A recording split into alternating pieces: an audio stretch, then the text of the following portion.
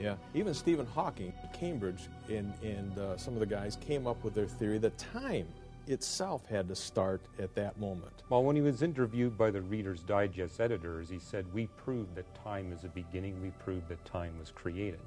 Yeah. Likewise, space. And we're not trying to explain it here. I'm just simply saying that you, as astrophysicists and astronomers, have proved from the scientific information, evidence, and I mean there's a ton of it, and you put it all in the book, that the universe did have a start, and that there was a transcendent cause that brought all this into existence. Correct. Okay? And at that point, when we postulate, in the beginning, God created the heavens and the earth, it sounds like we're talking the same thing. It's the same thing. Correct. All right. Go to the next spot. But people say, if when you pull the pin on a grenade, and Einstein says it's all going to explode, that the stuff that's exploding is our universe. And that should be chaos. But we don't find chaos. What do we find?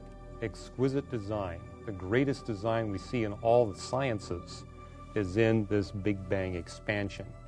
The design is so extreme that it forces you to the conclusion that this transcendent causal agent must be trillions and trillions and trillions, etc., of times more intelligent, more knowledgeable, more creative, more powerful, and more caring and loving than we human beings. This is a personal being.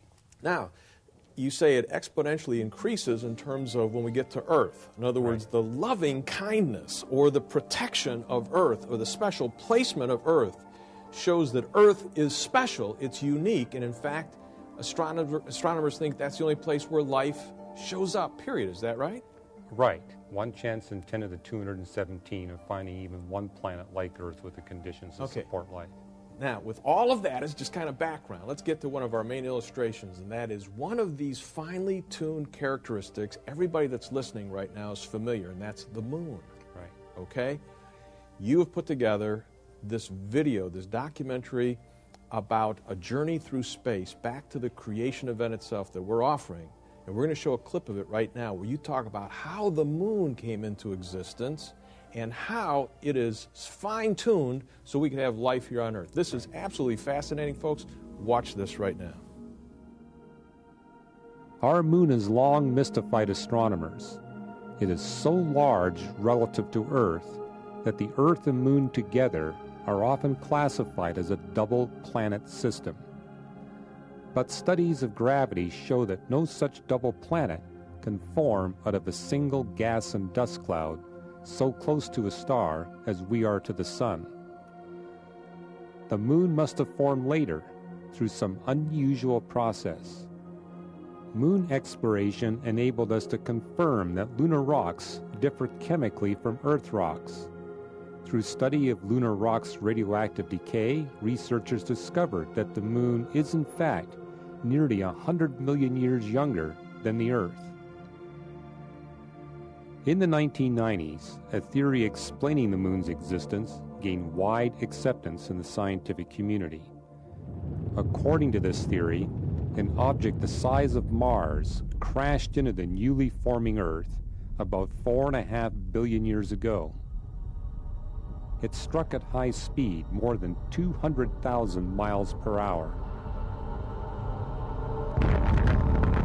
Most of the object's mass was absorbed by the Earth, but this collision also sent up a huge cloud of dust and rocky fragments all around the Earth.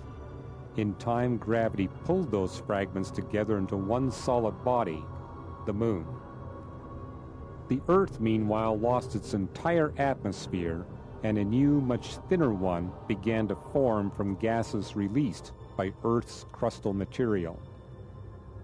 Such a collision may seem a disaster, but it proved just the opposite. It set in motion certain alterations to Earth's features that eventually made this planet a uniquely suitable site for life. The odds against a collision benefiting the eventual support of human life are staggering. The planet colliding with the Earth would need to be the right size, moving at the right velocity, striking at the right angle, made of the right materials, and occurring at the right time in the development of planet Earth. If any one of these factors were off by just a few %, the Earth would be barren today. Unless that impact had occurred, Earth's atmosphere would be much heavier than it is, even heavier than that of our neighboring planet, Venus. Venus's thick carbon dioxide-filled atmosphere would mean instant death for all possible life. The extra mass Earth gained from the collision, along with its atmospheric revision, meant that water could exist on Earth in all three states: ice, liquid, and vapor, and in huge supply, a supply absolutely essential for an efficient, consistent water cycle. And that water cycle is essential for life, both for its existence and survivability. Hugh, are there any other design characteristics that have been built into the moon and its relationship with the Earth? Well, John, there's enough to fill a whole book.